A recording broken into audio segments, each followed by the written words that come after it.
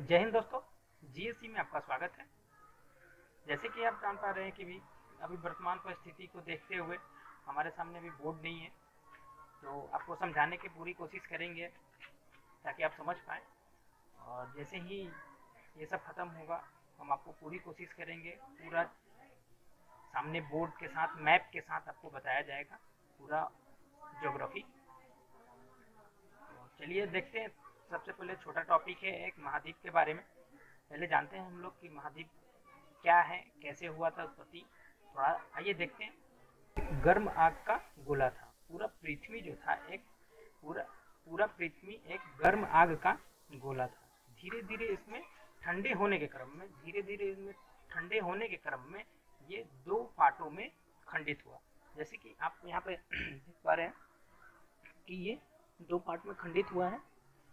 ठंडे होने के क्रम में ये दो पार्ट में खंडित हुआ। ऊपर वाला क्रम को हम स्थल मंडल और नीचे वाला भी क्रम एक जो है स्थल मंडल में खंडित हुआ। जो बीच वाला पार्ट है यहाँ पे महासागरों अथाह जल सागर का निर्माण हुआ। ठीक है, तो जैसे कि आप देख पाए कि यहाँ पे बीच वाला जो पार्ट था वहाँ पे अथाह जल मंडल का निर्माण हुआ। बीच वाला पार्ट से जल मंडल का निर्माण हो रहा है और ऊपर वाला जो पार्ट था ऊपर वाला से स्थल मंडल का निर्माण होता है। ठीक है, स्थल मंडल का जो बीच वाला पार्ट था जहाँ पे जल मंडल को क्वेश्चन यहाँ पे मेंस के पॉइंट ऑफ व्यू से आता है कि जल मंडल को संयुक्त रूप से किस नाम से जानते हैं। तो जल मंडल को संयुक्त रूप से हम लोग पैथालासा के नाम से जानते हैं। हम लोग जल मंडल को संयुक्त रूप से। फिर सेकंड क्वेश्चन आता है यहाँ पे कि स्थल मंडल को संयुक्त रूप से किस नाम से जानते हैं। तो स्थल मंडल को संयुक्त रूप से हम लोग पेंजिया के नाम से जानते हैं। ठीक है, स्थल मंडल को संयुक्त रूप से हम लोग पेंजिया के नाम से जानते हैं। स्थल मंडल भी दो खंड में विभाजित होता है। एक उत्तरी पेंजिया के नाम से जाना जाता है और एक दक्षिणी पेंजिया के नाम से जाना जाता है। ठीक है, तो जो उत्तरी पेंजिया है, उत्तरी पेंजिया से कालांतर में उत्तरी पेंजिया के कालांतर में हम लोग अंगारा लैंड बोलते थे। वो अंगारा लैंड का पार्ट था। उत्तरी पेंजिया कालांतर में अंगारा लैंड का पार्ट था और दक्षिणी पेंजिया जो था वो गोंडवाना लैंड का पार्ट था। ठीक है, वो दक्षिणी पेंजिया गोंडवाना लैंड का पार्ट था, उत्तरी पेंजिया अंगारा लैंड का पार्ट था। और जो बीच वाला था वहाँ पे अथाह जल मंडल का निर्माण हुआ। ठीक है, अथाह जो बीच वाला पार्ट था अथाह जल मंडल का जहाँ से निर्माण होता है वहाँ से महासागर का उत्पत्ति होता है। ठीक है, वहाँ से महासागरों का उत्पत्ति होता है जो कि जहाँ पे अथाह जल संधि था वहाँ एक बहुत पहले तेथित सागर हुआ करता था। तेथित सागर।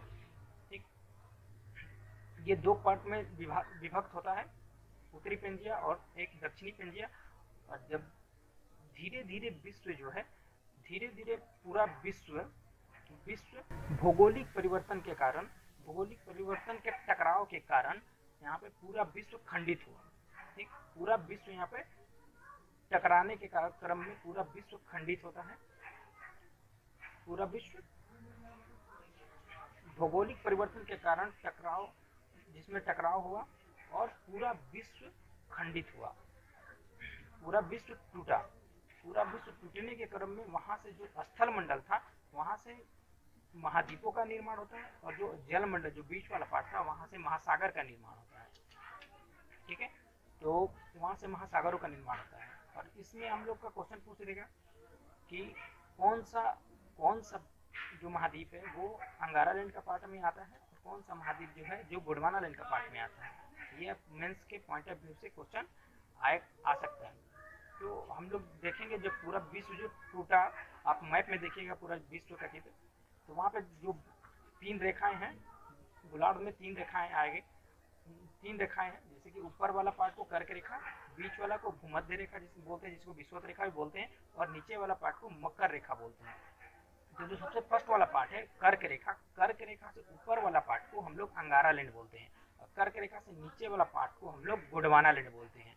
ठीक है, तो यहाँ से अब क्वेश्चन क्या आएगा कि कौन सा महाद्वीप अंगारा लैंड का पार्ट है और कौन सा महाद्वीप गोंडवाना लैंड का पार्ट है।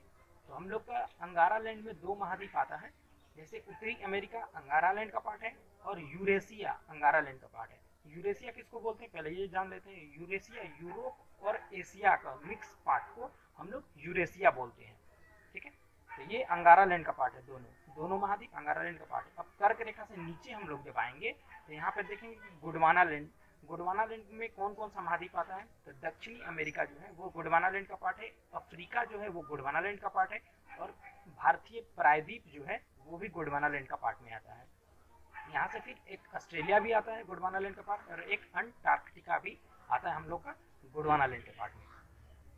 यहाँ पे क्वेश्चन क्या बन सकता है आपसे कि निम्नलिखित में से कौन सा गोंडवाना लैंड का पार्ट नहीं है। 3 ऑप्शन दे देगा और एक दे देगा बाहर से, तो फिर हम लोग फंस जाते हैं इसी में। तो इस पॉइंट ऑफ व्यू से हम लोग एक अच्छा सा देखेंगे, फिर हम लोग एक एक क्रम से महाद्वीप के बारे में बात करेंगे कि कौन कौन सा महाद्वीप कहाँ कहाँ पे है, और उसका भौगोलिक और राजनीतिक दोनों स्थिति के बारे में बात करेंगे हम लोग। तो अगर महाद्वीप के क्रम में अगर देखें तो महाद्वीप के क्रम में हम लोग महाद्वीप को 2 क्रम में देखा जाता है। महाद्वीप को अगर हम लोग देखेंगे तो 2 क्रम में देखा जाता है। एक तो देखते हैं हम लोग क्षेत्रफल की दृष्टि से उसको, और एक जनसंख्या की दृष्टि से देखते हैं। तो आप हेडिंग डालिएगा वहाँ पे आप वहाँ पे एक हेडिंग डालिएगा जनसंख्या की दृष्टि से, और एक तरफ डालिएगा जनसंख्या की दृष्टि से, और एक तरफ डालिएगा क्षेत्रफल की दृष्टि से। एक तरफ क्षेत्रफल और एक तरफ जनसंख्या की दृष्टि से, 2 तरफ से आपको बांटा जाता है महाद्वीप को। तो अगर हम लोग क्षेत्रफल की दृष्टि से देखते हैं तो फर्स्ट में आता है एशिया, सेकंड में आता है अफ्रीका, और थर्ड में आता है उत्तरी अमेरिका। फोर्थ में दक्षिणी अमेरिका आएगा, 5 में अंटार्कटिका आता है, और यूरोप 6 में आएगा, और 7th में आता है आपका ऑस्ट्रेलिया। सबसे छोटा महाद्वीप जो है, पूछता है आपसे क्वेश्चन कि सबसे छोटा महाद्वीप क्षेत्रफल की दृष्टि से सबसे छोटा महाद्वीप तो ऑस्ट्रेलिया होगा। 7 नंबर पे आता है ये ऑस्ट्रेलिया, ठीक। अब आते हैं हम लोग जनसंख्या की दृष्टि से देखते हैं। तो जनसंख्या की दृष्टि से पहला स्थान पे होगा, पहला स्थान पे जनसंख्या की दृष्टि से एशिया होगा, और दूसरा पे अफ्रीका होगा, तीसरा पे हम लोग का यूरोप होता है, और चौथा पे हम लोग का अमेरिका आएगा, और 5वां पे हम लोग का दक्षिणी अमेरिका आता है, और छठा पे हम लोग का आता है वो आता है ऑस्ट्रेलिया, ठीक है। वो ऑस्ट्रेलिया आता है। जनसंख्या के दृष्टि से ही पूछता है क्वेश्चन कि क्षेत्रफल के दृष्टि से सबसे छोटा महाद्वीप या 7वां महाद्वीप कौन सा है, तो ऑस्ट्रेलिया आएगा। और जनसंख्या के दृष्टि से जब पूछ देगा कि सबसे छोटा महाद्वीप या छठा महाद्वीप कौन सा है, तो वो ऑस्ट्रेलिया होगा, ठीक है। तो ऑस्ट्रेलिया को ऑस्ट्रेलिया बोलते हैं। और अंटार्कटिका जो है, एक और महाद्वीप आएगा जो अंटार्कटिका पे मानव का निवास नहीं होता है, वहाँ पे मानव निवास नहीं करते हैं, वो एक निर्जन महाद्वीप के श्रेणी में आता है। वो जो अंटार्कटिका महाद्वीप है वो एक निर्जन महाद्वीप के श्रेणी में आता है, उसको वैज्ञानिक का महाद्वीप भी बोलते हैं। वैज्ञानिक वहाँ पे शोध संस्थाएं बहुत सारे हैं, अलग अलग देश के शोध संस्थाएं हैं, जैसे कि भारत का भारती मैत्री और गंगोत्री है, ठीक है। तो वो सब हम लोग महाद्वीप का क्रम में देखेंगे, एक एक पॉइंट से हम लोग महाद्वीप को देखेंगे जनसंख्या और क्षेत्रफल की दृष्टि से दोनों को। अब हम लोग टॉपिक बाई एक एक पार्ट करके एक एक महाद्वीप पे नेक्स्ट वीडियो में हम लोग एक एक महाद्वीप पे बात करेंगे, उसका राजनीतिक और प्राकृतिक दोनों तरीका से, भौगोलिक और राजनीतिक दोनों क्षेत्र से हम लोग बात करेंगे। एक एक महाद्वीप पे पूरी कोशिश करेंगे आपको समझाने का।